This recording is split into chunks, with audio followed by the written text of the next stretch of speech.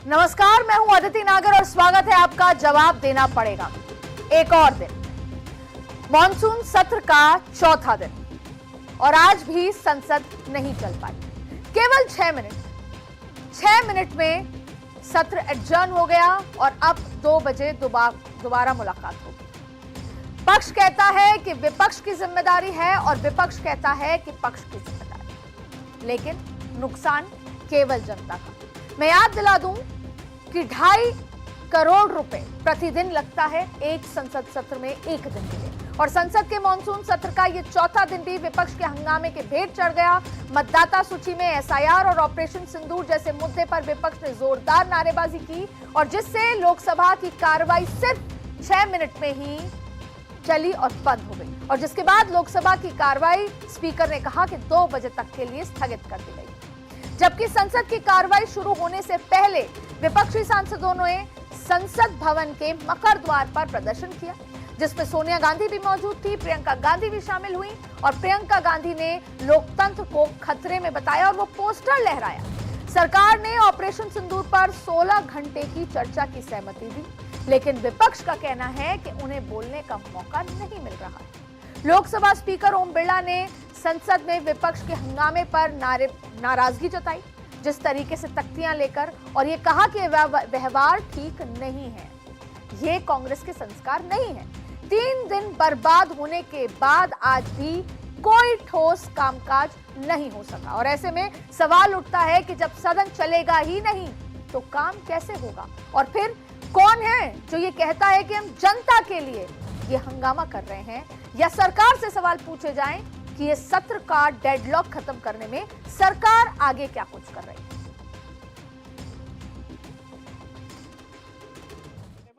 To speak, whenever the opposition leaders want to speak, they are not allowed to speak. We have been asking for discussions. They should. I was surprised to see that the disruption was starting from the treasury benches. I was surprised they would pick a topic so that we react to the topic, and then there's a hangama and the house gets adjourned. And so I think it's suiting them just fine. सारा देश देख रहा है किस तरीके से जनता के करोड़ों रुपए खर्च संसद में होते हैं। मैं पुनः आपसे आग्रह करता हूं, आप सब मानिए, लाखों लोगों ने आपको चुनकर भेजा है, लोगों की अपेक्षाएं आकांक्षाओं को उठाने के लिए, तख्तियां लेकर मेजें खोदने के लिए नहीं भेजा है। मैंने पुनः आपसे आग्रह किया है, आप अपने अपने आसन पर जाएं, प्रश्नकाल के बाद नियमों के तहत आपको हर मुद्दे विषय पर बोलने दिया जाएगा। मैं फिर कह रहा हूं, तख्तियां लेकर आने पर सदन नहीं चलेगा। आप या तो सीट पर जाएं, नहीं तो सदन की कार्रवाई आज 2 बजे सत्र का चौथा दिन, लेकिन नतीजा शून्य। एक बार आपको राहुल गांधी और रविशंकर प्रसाद की भी प्रतिक्रिया सुना देते हैं। बहुत सीरियस मैटर है। Election commission is not functioning as the Election Commission of India. Today they have made some statement. This is complete nonsense, right? The fact of the matter is that Election Commission is not doing its job. आज तीसरा दिन है और विपक्ष और विशेष रूप से Congress party सदन को नहीं चलने दे रहे हैं। बाहर आकर कहते हैं कि हमें बोलने नहीं देते हैं। राहुल गांधी बोलते हैं और अंदर में चर्चा में एक बार फिर लोकसभा की कार्रवाई शुरू हो चुकी है। सीधे लिए चलते हैं आपको संसद तक। सभापति जी, मैं आप देखिए अनुरोध करता हूं सदस्यों कि ये कल भी ये बिल आया था, एक मिनट ये the readjustment of representation of scheduled tribe in assembly constituencies of the state of Goa bill 2024 है। ये तो ये चर्चा में ऑलरेडी है। मैं चाहता हूं कि ये एसटी के हितों से संबंधित बिल है। गोवा विधानसभा में एसटी को रिप्रेजेंटेशन मिले, इसके लिए अपोजिशन साथ नहीं दे रहा, हल्ला कर रहा है। तो इसका मतलब एसटी के हित में भी ये बात नहीं करना चाहते। अनुसूचित जनजाति के हित में इनको बात करनी चाहिए। इतना महत्वपूर्ण बिल पेंडिंग है, लगा हुआ मैं खड़ा हूं, इनको बात करनी चाहिए, चर्चा में भाग लेना चाहिए। एसटी के हितों का भी ये ध्यान नहीं रख रहे हैं। जी सर, एसटी के हितों का आप ये ध्यान नहीं रख रहे हैं। सभापति जी, मैं आपके माध्यम से ये कहना चाहता हूँ, इतना महत्वपूर्ण ये विधेयक है, गोवा विधानसभा में पहली बार एसटी का रिप्रेजेंटेशन हो, इसके लिए बिल है। जी सर, आप बैठिएगा। मैं अनुरोध करता हूँ कि चर्चा में भाग लें। जी सर। सदस्यों, कल भी जो है गोवा के एसटी बिल के लिए गोवा के एसटी बिल के लिए कल भी जो है अनुसूचित जाति के बारे में चर्चा करने के लिए कल भी गोवा का बिल लिया गया था, लेकिन आपने इस बिल पे चर्चा के लिए कोई इस हंगामे पर क्या स्थिति है, कोशिश करेंगे कि एक सार्थक चर्चा करें और नतीजा निकले, जो दर्शक हैं उनको समझ आएगी कि आगे की गतिविधि क्या होनी चाहिए। मेरे साथ तमाम खास गेस्ट मौजूद हैं, जिसमें कौशल कांत मिश्रा, प्रवक्ता बीजेपी, आपका स्वागत है। ईशान त्यागी जी, प्रवक्ता कांग्रेस, आपका भी स्वागत है। सारिका पासवान, प्रवक्ता आरजेडी, और मनोज दास मनु, प्रवक्ता जेडीयू, आप सभी का बहुत बहुत स्वागत है।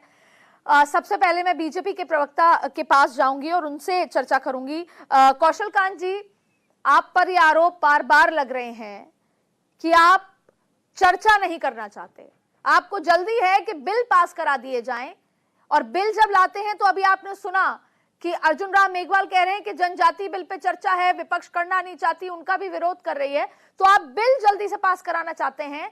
आप जो विपक्ष है, जो जनता की आवाज उठा रही है, उसको नहीं सुनना चाहते। ये आरोप आज चौथा दिन। अदिति जी, पिछले 2014 से लेके आज तक मेजॉरिटी ऑफ द टाइम जब से कांग्रेस अपोजिशन में आई है, हर बार जब सत्र प्रारंभ होता है तो यही सीन और यही नौटंकी शुरू होती है। मैं क्षमा चाहूंगा कि मैंने नौटंकी शब्द यूज किया, क्योंकि एक बार नहीं हो रही, ये बार बार हो रही है। और कुछ दिनों की इस ड्रामे के बाद ये फिर सदन में आकर के बैठ के चर्चा करते हैं, अपनी मर्जी की बात कहेंगे और छोड़ करके चले जाएंगे। पिछली बार याद कीजिए, मणिपुर पे बड़ा हंगामा हुआ था, बड़ा रकस किया था। मणिपुर पे जब चर्चा हुई, छोड़ करके बाहर चले गए। वक्फ बिल पे बड़ा रकस किया था, वक्फ बिल पे जब चर्चा हुई, छोड़ करके बाहर चले गए।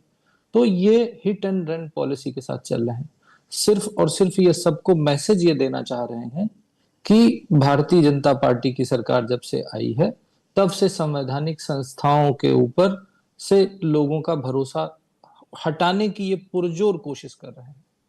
चाहे वो ईडी की बात करें, चाहे वो सीबीआई की बात करें, चाहे वो वोटिंग मशीन की बात करें, चाहे वो इलेक्शन कमीशन की बात करें, चाहे वो सुप्रीम कोर्ट की बात करें, इसी सब पे आरोप लगाते हुए कई जगह इन्होंने चुनाव जीते हैं और मोस्ट ऑफ जगह चुनाव हारे हैं।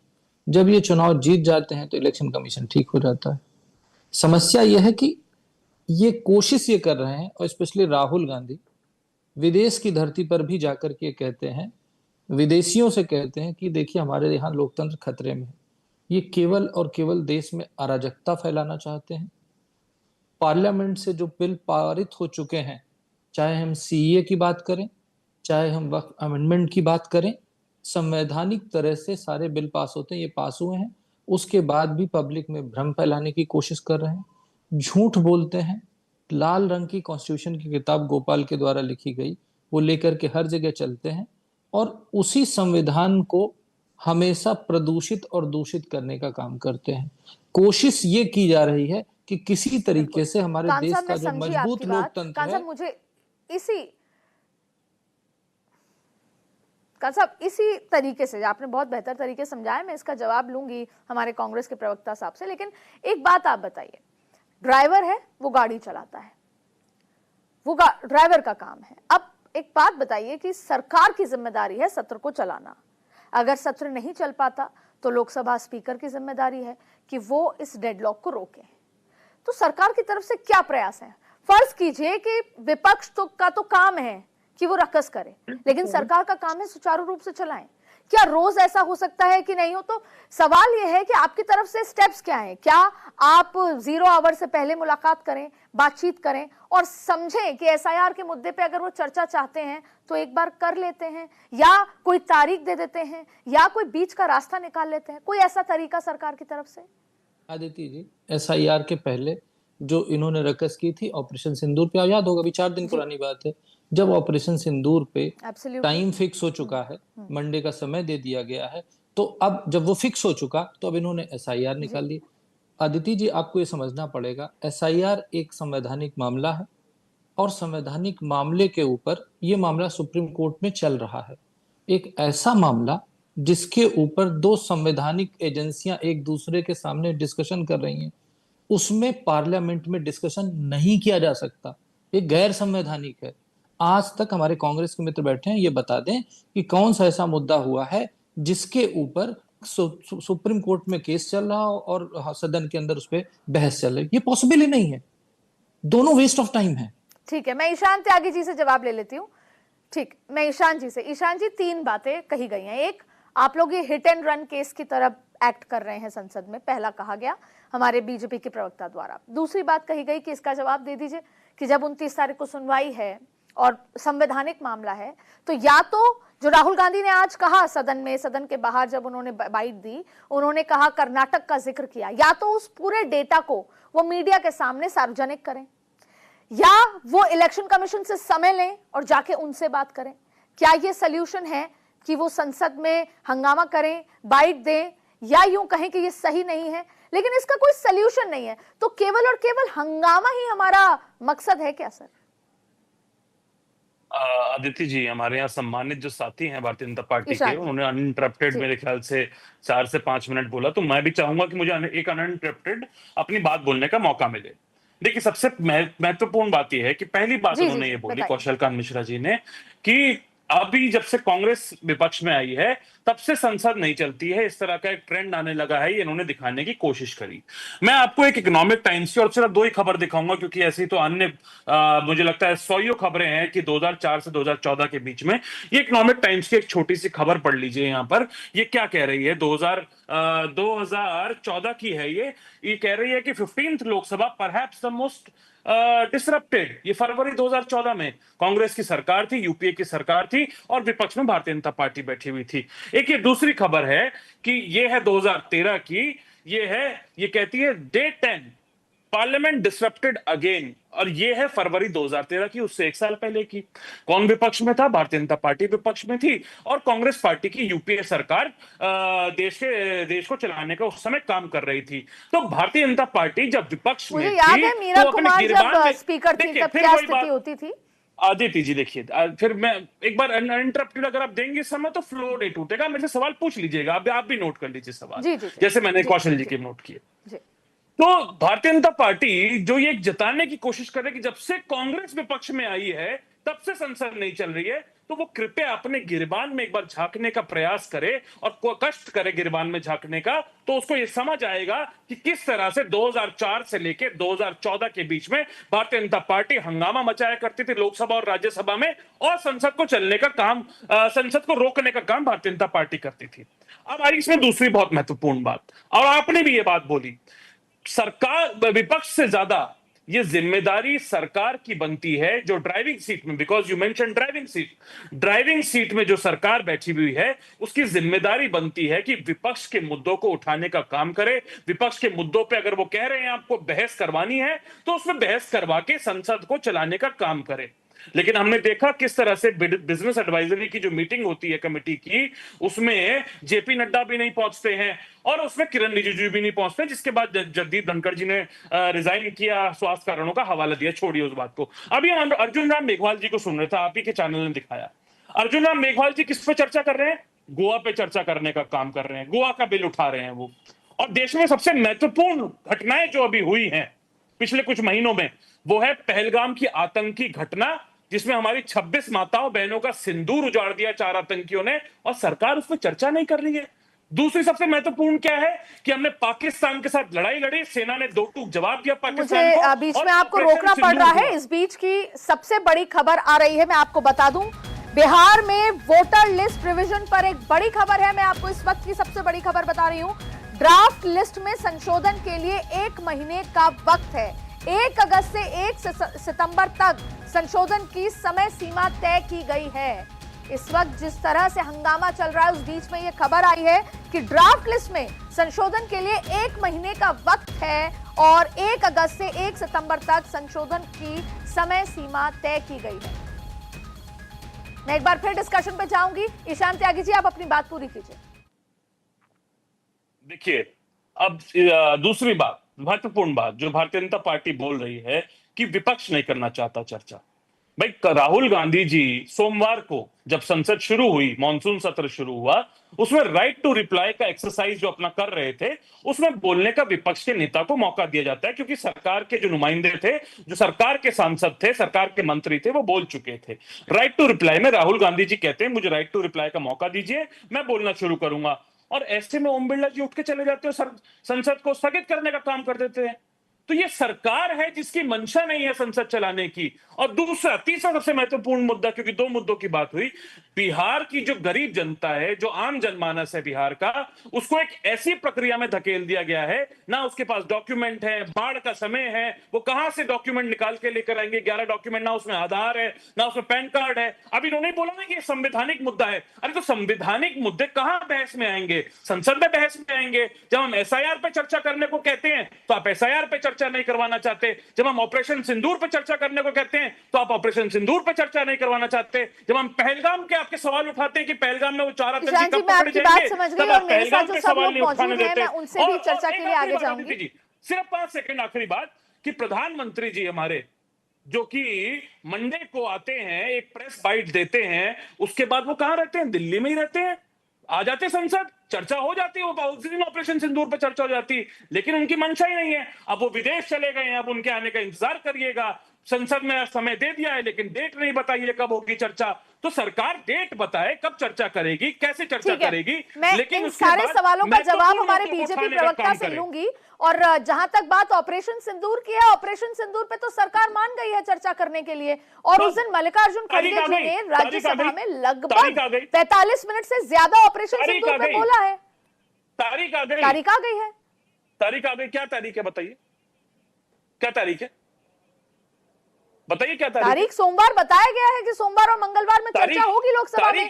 16 घंटे आ चुके हैं। आप अपडेट रहिए, तारीख नहीं दी है सरकार ने अभी। सरकार ने 28 और 29 जुलाई को चर्चा की बात भी है। आप मुझे बताइए, अपडेट करिए, तारीख कब आई है? नोटिफिकेशन दिखा दीजिए तारीख का, कब करवाएगी सरकार चर्चा उस पर। ठीक है, मैं आपके सवालों का जवाब बीजेपी से ले लूंगी, लेकिन मेरे साथ सारिका पासवान प्रवक्ता आरजेडी मौजूद हैं। मैं जवाब दूं क्या? मैं पहले सारिका पासवान जी से लूं और आपके सारे सवालों का जवाब मैं बीजेपी से लूंगी। सारिका जी, आप चाहे फिर वो विधानसभा हो, चाहे फिर वो लोकसभा हो, लगातार आप एसआईआर के मुद्दे पर तख्तियां लेके खड़ी हुई हैं। क्या ये सल्यूशन है? सवाल ये है कि अब आप चुनाव के बहिष्कार की बात कर रहे हैं। आप कह रहे हैं हम जनता से, विपक्ष से, आपके कांग्रेस से, तमाम लोगों से बातचीत करेंगे, इंडिया गठबंधन से, लेकिन इसका सल्यूशन क्या है? क्या चुनाव में न जाना जनता के हितों का सल्यूशन है, या आप ना जाना चाहती हैं चुनाव आयोग के पास, ना सुप्रीम कोर्ट में दोबारा कोई याचिका किसी पॉलिटिकल पार्टी की तरफ से गई है, तो ऐसे में केवल हंगामा करना ही उद्देश्य है? अदिति जी, हमारे देश में लोकतंत्र कायम है, राजतंत्र तो है नहीं, और लोकतंत्र कायम है। और अपनी मांगों को लेकर के हम तख्तियां लेकर सड़क पे भी खड़े होंगे और सदन में आवाज भी उठाएंगे। ये हमारा लोकतांत्रिक अधिकार है और इसी से हमारा देश चलता है। देखिए, आज संसद भवन में जितने लोग बैठे हैं, बिहार से भी 40 वहां सांसद हैं, और वो 40 सांसद महोदय जी जो है ना, इसी वोटर लिस्ट पे चुने गए हैं। जो पिछले कुछ महीने पहले जो है बिहार में लोकसभा का चुनाव हुआ था, उस समय तक ये वोटर लिस्ट वैलिड था। आज बड़े रीजनेबल सारिका जी, तो पुरानी बात है। सवाल ये है सारिका जी, ये तो हम चर्चा कर चुके हैं कई बार। सारिका जी, ये तो हम चर्चा कर चुके हैं। बात ये है आगे क्या? क्या केवल 21 अगस्त तक ऐसे ही हंगामा चलता रहेगा, या आप कोई ठोस कदम उठाएंगे? क्योंकि देखिए, संसद में तो चर्चा नहीं होगी क्योंकि ये संवैधानिक मुद्दा है। अब क्या आप जाएंगे सुप्रीम कोर्ट, या आप दरवाजा खटखटाएंगे इलेक्शन कमीशन का, उनसे मांग करेंगे कि पारदर्शी तरीके से करें? और राहुल गांधी भी बात कर रहे हैं लगातार कर्नाटक को लेकर, तो क्या वो उस दस्तावेज को सामने लेकर आएंगे, या केवल हंगामा होगा? आगे क्या? अदिति जी, कल भी चर्चा का विषय यही था, जो गहन पुनर्निरीक्षण के नाम पर दलित, पिछड़े और जो हमारे समाज के सबसे पिछले पायदान पे खड़े लोग हैं उनके नाम किसी भी तरीके से काटने की जो साजिश जो है इलेक्शन कमीशन ऑफ इंडिया के सहारे के साथ भारतीय जनता पार्टी और एनडीए करना चाहती है, वही कल भी वजह था और आज भी वही वजह है। भारतीय जनता पार्टी के लोगों की कुंठित बातें हमने सुनी है, हर बात वो यही कह रहे हैं, रोहिंग्या बांग्लादेशियों का नाम कटना चाहिए। तो क्या आप ये पहले बता दीजिए कि प्रधानमंत्री जी चुने गए हैं इन्हीं बांग्लादेश और इन्हीं रोहिंग्याओं के वोट से चुने गए हैं क्या? जो आप ये आज जब विधानसभा का चुनाव का इलेक्शन बिहार में होने वाला है तो कुछ महीने पहले अचानक आपकी बुद्धि खुल जाती है, आपको दिव्य स्वप्न आता है कि भाई चलो चलो इनको हटा दिया जाए। मैं आपको बताना चाहूंगी अदिति जी, महज 12,000 वोटों से ही भारतीय जनता पार्टी किसी ना किसी तरीके से षड्यंत्र करके बिहार में उन्होंने सरकार बनाया और इन्हें डर नहीं, इन्हें यकीन है आप कि इस मुझे बार ये किसी नहीं भी बता पा प्रकार रही से है ये कि चुनाव इसका सलूशन क्या जीतने है? वाले हैं। बिल्कुल सोल्यूशन यही है कि जिस वोटर लिस्ट यानी आप चुनाव में जाएंगे ना? चुनाव हुआ था उसे आप चुनाव में जाएंगे ना? आप चुनाव में जाएंगे या नहीं जाएंगे? इतने अल्प मत में ये दावा कर रहे हैं कि 8 करोड़ जनता आप चुनाव में जाएंगे या नहीं जाएंगे? क्या ये पॉसिबल है? आदित्य जी पहले आप एक बार प्रश्न क्या चुनाव में आप जाएंगे या नहीं का मौका दीजिएगा, क्योंकि मैं बोलना शुरू करूंगी और बीच में ही अगर आप अपना प्रश्न करेंगे तो ना मैं आपकी बातें सुन पाऊंगी ना ही मैं आपको जवाब दे पाऊंगी। तो इसलिए पहले आप अपने प्रश्न को कंप्लीट कर लीजिए। 4 मेरा सवाल सिर्फ आपसे इतना है कि आप चुनाव में जा रहे हैं या नहीं जा रहे हैं? मेरा 10 सेकंड में आप जवाब दे सकती हैं तो दे दीजिए। आप चुनाव में जाएंगे या नहीं जाएंगे? एक तरफ आपके नेता कहते हैं चुनाव में नहीं जाएंगे। हो गया अदिति जी, मैं जवाब दूं अब आपके सवालों का। उम्मीद करती हूँ कि बेरोक टोक मुझे जवाब देने का मौका मिलेगा। अदिति जी, हम चुनाव में जाएंगे या नहीं जाएंगे ये अभी समय बताएगा, लेकिन अभी हमारी सबसे बड़ी मांग यही है कि एसआईआर के नाम पे जिस तरीके से बिहार के दलितों का, पिछड़ों का, गरीबों का वोट देने के अधिकार को छीनने का प्रयास किया जा रहा है, उसे हम बचाए। लोकतंत्र की हत्या, लोकतंत्र की जननी बिहार में हो, ये कतई हम बर्दाश्त नहीं करेंगे और ना ही हम इसे होने देंगे और आने वाले समय में निर्णय लिया जाएगा। और रही बात, आपने राहुल गांधी जी की बात की कि कर्नाटक के चुनाव के विषय में उन्होंने बातें कही, तो उन्होंने आपको एक लाइन और भी आपने अगर सुना होगा तो उन्होंने कहा कि ये बात वो इलेक्शन कमीशन ऑफ इंडिया को वो देंगे, वो सार्वजनिक करने के बजाय जो सही जगह है वो वहां पे उस बात को रखेंगे। तो देखिए, डाउट तो है शुरू से ही है कि अचानक ये वोटर लिस्ट में तब्दीली और ये रीस्क्रूटनी के नाम पे। ठीक है, मैं मनोज जी के पास जाऊंगी। जो आरोप आपने लगाए हैं मनोज जी, आप पे ये आरोप लग रहे हैं कि जिस तरीके से एसआईआर का ये तमाम चीजें चल रही हैं, वोटर वेरिफिकेशन, इसमें आप केवल पिछड़ों, दलित, जो गरीब तबका है उसके वोट काटने की कोशिश कर रहे हैं और ये आरोप इलेक्शन कमीशन के साथ साथ एनडीए पर लग रहा है। क्या कहेंगे आप? और ये बिहार की जनता त्रस्त है ये भी कहा जा रहा है और जेडीयू की सरकार है वहां पर। देखिए आदित्य जी, बिहार की जनता कभी त्रस्त नहीं है। बिहार की जनता अपने से आगे बढ़ के ये एसआईआर में भाग ले रही है। आप किसी भी बूथ पर चले जाएंगे, कहीं आपको कोई बवाल नहीं देखने को मिलेगा।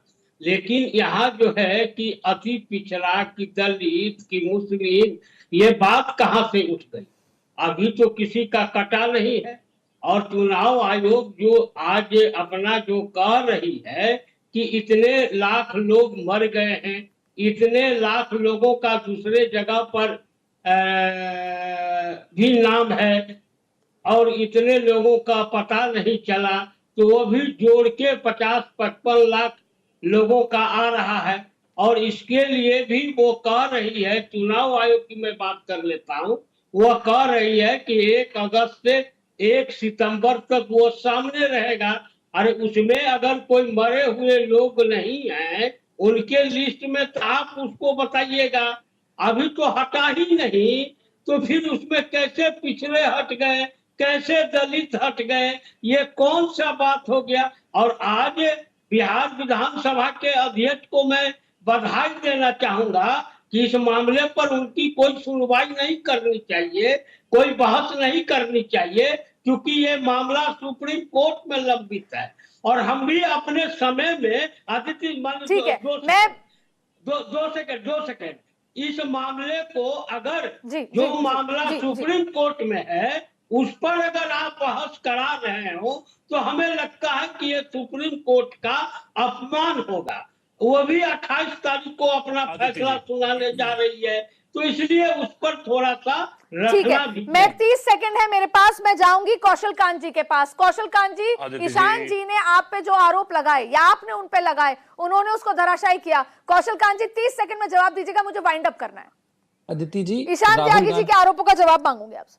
अदिति जी, राहुल गांधी जी जब कह रहे थे उनका माइक बंद कर दिया गया था, उन्हें बोलने नहीं दिया गया था, उसी समय मल्लिकार्जुन खड़गे पार्लियामेंट के अंदर स्टेटमेंट दे रहे थे। तो ये इनका दोहरापन नजर आता है। और दूसरी चीज एसआईआर बहुत बात हो रही है, एसआईआर बहुत बात हो रही है। एसआईआर 1952, 56, 57, 61, 65, 66, 83, 84, 87, 89, 92, 93, 95, 2002, 2003, 2004 हर बार एसआईआर हुआ और हर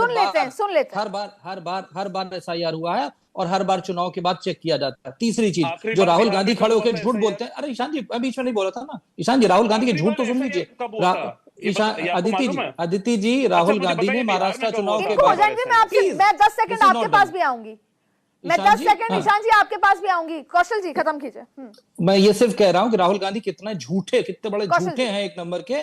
2019 से 2024 में उनका 32 लाख वोटर बढ़े महाराष्ट्र में। इसके बाद 1 मिनट, ठीक, 2009 से 2014 के बीच में 45 लाख बढ़े, 2014 से 2019 के बीच में 51 लाख बढ़े, 2019 से 2023 में 32 लाख बढ़े। तो ये झूठ बोलते हैं ना, झूठा आदमी झूठा ही रहेगा ना। लोकसभा स्पीकर, अरे भाई जो झूठ बोल रहा है वो बताओ। मैं इसका जवाब मेरे पास सिर्फ आखिरी के 10 सेकंड बचे हुए हैं। झूठ बोला है राहुल गांधी ने। ईशान जी 10 सेकंड में जवाब दीजिएगा। राहुल गांधी ने बड़ी सफाई से ये बता दिया महाराष्ट्र में 32 लाख वोट बढ़े, लेकिन उन्होंने ये नहीं बताया उससे पहले भी 32 बढ़े थे, 51 बढ़े थे, 45 बढ़े थे। कौशल जी सुन लेते हैं ईशान जी की बात। ईशान जी 10 सेकंड। झूठ बोलते हैं, इनको चुप करवाइए। देखिए जिस तरह से देश के नेता प्रतिपक्ष के लिए जो शब्द इन्होंने इस्तेमाल किया, वो उनको मर्यादा नहीं देते हैं, शोभा नहीं देते हैं। और इसी बिना पे मैं कहता हूं देश के प्रधानमंत्री जो हैं, उन्होंने भगोड़े हैं, वो सवालों से भागते हैं, वो प्रेस कॉन्फ्रेंस से भागते हैं, वो चर्चा से भागते हैं, वो लोकतंत्र का हनन करने का काम करते हैं और वो लोकतंत्र के हत्यारे हैं। अगर आप इस तरह की भाषा बोलेंगे, इस तरह की भाषा अगर बोलेंगे हमारे नेता के लिए, तो प्रधानमंत्री के लिए भी वो भगोड़े शब्द मैं यूज करूंगा। भगोड़े भाजपा के प्रधानमंत्री। आप सभी का इस चर्चा में जुड़ने के लिए बहुत बहुत शुक्रिया। लेकिन बेनतीजा निकला चौथा दिन भी लोकसभा में, और शायद जब हम चर्चा करते हैं तो उसमें भी पक्ष विपक्ष आमने सामने आ जाते हैं। नतीजा हमेशा यही है कि जनता की हार हो जाती है। उम्मीद के साथ मैं आज इस चर्चा से बाहर जा रही हूं कि कल 5वें दिन कोई सार्थक चर्चा, कोई ऐसा बिल जो 140 करोड़ लोगों का जीवन बदल सके, उस पर चर्चा होगी, वो बिल पारित होगा और पक्ष विपक्ष एक दूसरे को साथ चल के जनता के उम्मीदों के संसद को आगे बढ़ाएंगे। आज के लिए शुक्रिया, लेकिन बने रहिए भारत 24 पर। रुकते हैं एक छोटे से ब्रेक पे।